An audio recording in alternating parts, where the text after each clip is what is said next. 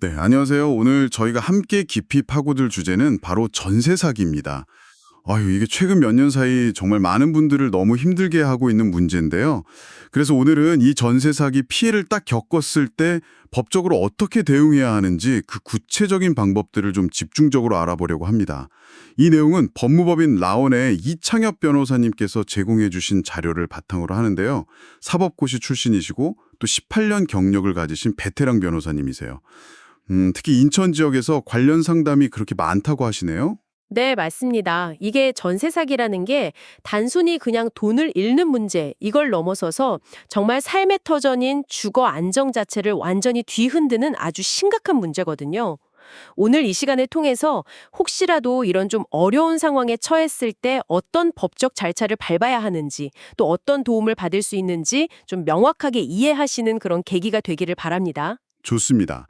그런데 이 자료들을 쭉 보니까요. 가장 먼저 딱 눈에 띄는 점이 있었어요. 뭐냐면 보통 우리가 사기꾼을 감옥에 보내면 그럼 내 돈도 당연히 돌려받겠지 이렇게 생각하기 쉬운데 그게 아니라는 거죠. 이게 좀 핵심인 것 같습니다. 네, 정확합니다. 많은 분들이 좀 오해하시는 부분이기도 한데요. 가해자를 처벌하는 그 형사 절차하고 피해 금액, 그러니까 보증금을 돌려받는 민사 절차는 이게 완전히 별개예요. 형사 처벌이 딱 이루어진다고 해서 자동으로 보증금이 회수되는 게 아니라는 점, 이걸 가장 먼저 명확하게 인지하시는 게 중요합니다. 그렇군요. 그러니까 처벌은 처벌이고 돈은 돈이다. 이 두 가지를 딱 분리해서 생각하고 동시에 대응해야 한다. 이런 말씀이시네요. 네, 맞습니다. 그럼 먼저 이 전세 사기가 법적으로 대체 어떤 범죄에 해당하는지부터 짚어봐야 할 것 같아요. 들어보니까 형법상 사기죄라고 하던데요. 시부터 보증금을 돌려줄 생각이나 능력 이게 전혀 없는데도 마치 있는 것처럼 임차인을 딱 속여서 계약을 체결하고 보증금을 받아 챙긴 경우 이래야 합니다. 즉 임차인을 속이려는 기망행위가 있었고 또 이를 통해서 재산상의 이익 그러니까 보증금을 얻었다는 점 이게 입증되어야 하는 거죠. 처음부터 그냥 떼어먹을 작정이었다. 이 의도가 핵심인 겁니다. 아하, 그러니까 단순히 계약 만기가 됐는데 아이고 사정이 너무 어려워져서 보증금을 못 돌려주는 상황 이거랑은 완전 다르다는 거군요. 처음부터 속일 의도 이걸 밝혀내는 게 관건이겠네요. 그렇죠. 바로 그 지점입니다. 그럼 이 사기죄로 가해자를 처벌받게 하려면 어떤 절차를 밟아야 할까요? 가장 첫 번째 단계이자 사실 가장 중요한 단계인데요. 바로 증거 확보입니다. 방금 말씀하신 것처럼 처음부터 속일 의도, 이걸 입증해야 하니까요. 관련 증거를 정말 최대한 많이 모으는 게 중요합니다. 예를 들면 어떤 것들이 증거가 될 수 있을까요? 좀 막막할 것 같은데요, 피해자 입장에서는. 일단 기본적인 전세 계약서, 그리고 보증금을 정상적으로 보냈다는 은행 이체 내역. 이건 필수겠죠. 여기에 더해서 임대인이랑 나눈 통화 녹음 파일이라든가 주고받은 문자 메시지, 아니면 카카오톡 대화 내용 같은 거요. 이런 게 아주 중요한 증거가 될 수 있습니다. 카톡 대화도요? 네, 특히 그 대화 내용 중에 임대인이 원래 돌려줄 생각 없었다라거나 그거 보증금 받아서 다른 데 쓰려고 했다. 사실 그 집은 빚이 많아서 위험했다. 이런 식의 정황을 보여주는 내용이 있다면 그건 정말 결정적인 증거가 되는 거죠. 계약 당시 임대인의 재정 상태를 알 수 있는 자료, 이런 것들도 도움이 될 수 있고요. 진짜 사소해 보이는 것도 도움이 될 수 있으니까 최대한 모으는 게 좋습니다. 이야, 일상적인 대화 기록도 정말 잘 챙겨놔야겠네요. 자, 이렇게 증거를 모았다면 그 다음은 이제 경찰서로 가야 하는 거죠. 네, 피해 사실을 좀 시간 순서에 따라서 명확하게 정리하시고요. 그리고 확보한 증거 자료들을 첨부해서 관할 경찰서 민원실에 고소장을 제출하시면 됩니다. 고소장에 접수되면 이제 사건 담당 수사관이 배정되고 본격적인 수사가 시작되는 거죠. 경찰 수사를 통해서 임대인의 그 기망 행위, 그러니까 속이려는 의도가 어느 정도 입증되었다. 이렇게 판단되면 그 다음 절차는 어떻게 되나요? 경찰은 수사 결과를 종합해서 사건을 검찰로 넘기게 되는데요. 이걸 우리가 송치라고 부릅니다. 그럼 검찰은 경찰의 수사 기록, 그리고 필요하다면 추가 조사를 거쳐서 임대인을 재판에 넘길지 말지, 즉 기소 여부를 최종 결정하게 됩니다. 검찰이 봤을 때 혐의가 충분하다 이렇게 판단해서 기소를 하면 사건은 이제 법원으로 넘어가서 형사 재판 절차가 진행되는 겁니다. 재판에서 유죄 판결, 그러니까 사기죄가 인정되면 임대인은 어떤 처벌을 받게 되는 건가요? 법원은 이제 제출된 증거랑 양측의 변론 이런 걸 다 토대로 해서 유죄인지 무죄인지를 판단하고요. 만약 유죄로 인정되면 형법 규정에 따라서 처벌 수위를 결정합니다. 사기죄는 보통 그 편취 금액, 또 범행 수법이 얼마나 악질적이었는지, 피해자가 몇 명인지, 피해 복구 노력은 했는지 뭐 이런 것들을 종합적으로 고려해서 징역형이나 벌금형을 선고하게 됩니다. 특히 피해 규모가 크거나 뭐 여러 피해자를 상대로 조직적으로 이루어진 그런 전세 사기 범죄는 매우 무거운 처벌이 내려질 수도 있습니다. 자, 여기까지가 이제 가해자를 처벌하는 형사 절차군요. 그런데 아까 처음에 딱 짚어주셨듯이 이게 끝이 아니라는 거잖아요. 피해자 입장에서는 가장 절실한 건 결국 내 보증금을 돌려받는 건데 이건 또 별도의 민사소송을 통해서 해결해야 한다고요? 그렇습니다.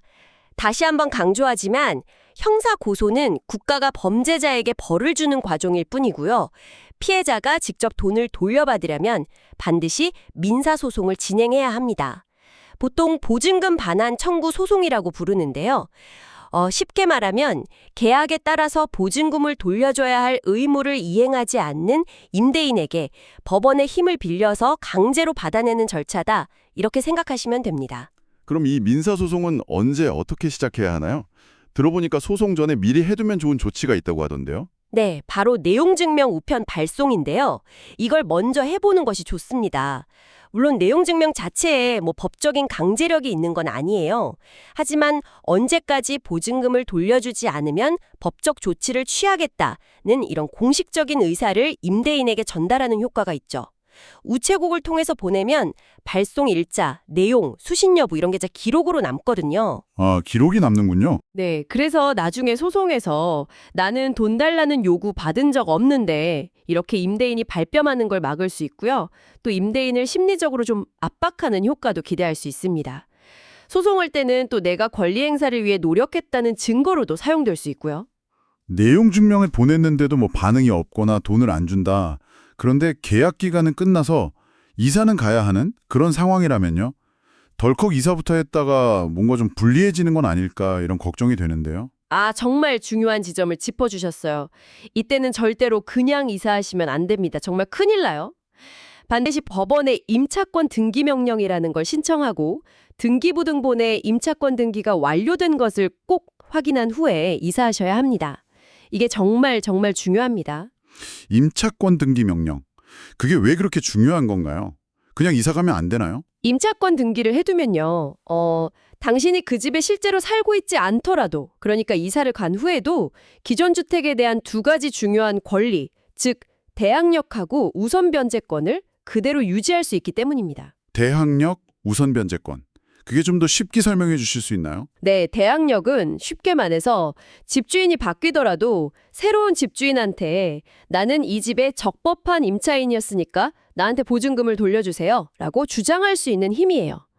그리고 우선 변제권은 만약에 그 집이 경매나 공매로 넘어갔을 때 다른 빚쟁이들보다 먼저 내 보증금을 배당받을 수 있는 권리고요. 아하. 근데 이 두 가지 권리가 원래는 전입신고하고 확정일자를 갖추고 또 실제로 거기에 살고 있어야 유지가 되는데 이사를 가버리면 이게 사라지거든요. 그렇군요. 임차권 등기 명령은 이사를 가더라도 이 중요한 권리들을 딱 붙잡아두는 그런 법적인 장치인 셈입니다. 이걸 안 하고 그냥 휙 이사 가버리면 나중에 집이 팔리거나 경매에 넘어갔을 때 보증금을 정말 한 푼도 못 돌려받는 그런 최악의 상황이 생길 수도 있어요. 와, 정말 필수적인 절차네요, 이거. 이사를 가야만 하는 상황이라면 임차권 등기 명령 신청하고 완료된 거 확인하는 거, 이건 진짜 반드시 기억해야겠습니다. 자, 그럼 임차권 등기 명령까지 마치고 이사도 했는데 여전히 임대인이 묵묵부답이다. 그러면 그때가 바로 이제 본격적인 소송 타이밍이군요. 네, 맞습니다. 바로 그때 법원에 정식으로 보증금 반환 청구 소송을 제기하시는 겁니다. 소송에서는 이제 전세 계약을 체결했다는 사실, 보증금을 지급했다는 사실, 계약 기간이 만료되었다는 사실, 그리고 그럼에도 불구하고 임대인이 보증금을 돌려주지 않고 있다는 사실, 이런 것들을 명확한 증거로 입증해야 합니다. 아까 말씀드렸던 계약서, 이체 내역, 내용 증명 보낸 거, 그리고 임차권 등기 명령 결정문 받은 거, 이런 것들이 전부 다 증거로 쓰이게 되는 거죠. 소송에서 이겼다. 이런 판결을 받으면 이제 드디어 돈을 받을 수 있는 건가요? 아니면 여기서 또 뭔가 해야 할 일이 있나요? 소송에서 이기면 법원으로부터 확정 판결문이라는 걸 받게 됩니다. 이게 뭐냐면 국가가 임대인은 임차인에게 보증금 얼마를 지급하라. 이렇게 공식적으로 명령하는 문서예요. 그런데 좀 안타깝게도 이 판결문을 받았다고 해서 임대인이 바로 아이고 죄송합니다 하고 돈을 주는 경우는 생각보다 그렇게 많지 않습니다. 아니 법원이 돈을 주라고 했는데도 안 준다고요? 그럼 그 판결문은 그냥 종이 조각인가요? 도대체 어떻게 해야 돈을 받아낼 수 있는 거죠? 아니요. 그건 아닙니다. 그 확정 판결문이 바로 다음 단계로 나아갈 수 있는 열쇠, 즉 집행권원이 되는 겁니다. 이 판결문을 가지고 법원에 강제 집행을 신청할 수 있어요. 강제 집행이라는 건 임대인이 자발적으로 돈을 안 주니까 법원의 힘을 빌려서 임대자의 재산을 강제로 처분해서 돈을 받아내는 절차입니다. 아, 강제 집행. 네, 예를 들어서 임대인 명의의 다른 집이나 땅, 자동차, 은행 예금, 심지어 월급까지도 압류해서 경매에 넘기거나 아니면 직접 받아오는 방식, 추심이라고 합니다. 이런 방식으로 보증금을 회수할 수 있는 거죠. 와, 그러니까 소송에서 이기는 것하고 실제로 내 돈을 받아내는 것하고는 또 다른 차원의 문제군요. 강제 집행까지 가야 하는 경우가 꽤 많다는 거네요. 절차가 생각보다 훨씬 복잡하고 시간도 꽤 걸릴 것 같은데요. 네, 안타깝지만 현실적으로 그렇습니다.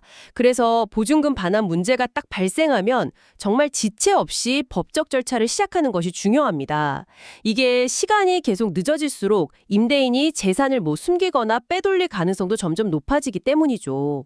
그런데 이런 좀 힘든 상황에 처한 분들을 돕기 위한 특별법도 만들어졌다고 들었어요.